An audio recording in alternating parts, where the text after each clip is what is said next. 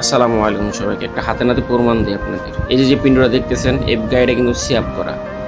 গাড়িটা দিয়ে আসতে যাই বোধ হয় এই পিন্ডুটা চলবো না, কিন্তু মজার বিষয় হচ্ছে এই পিন্ডুটার লিগে একটা বকও দেয় এই হারামজাদায়, যে এই পিন্ডুটা করছি। মানে জানে যে ওরা বকা দিলে আমার দোকান পার হালত হয়ে যাবো, আর আমার বকতে পারে একলা একলা, কারণ আমি তো জবাব দিই না। তো যাই হোক, ওই কথা বাদ।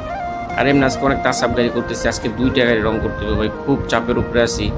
তাও হারামজাদার কাছে ভালো না, মানে খারাপই।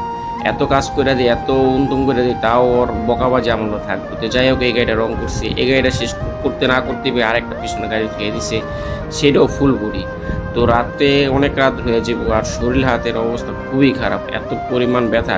আর এক হারামদাদার দিছে আমার হেল্প করতে, ওই আমার হেল্প কি করবো, ওর আমার হেল্প করতে হয়তো আমার জীবন শেষ।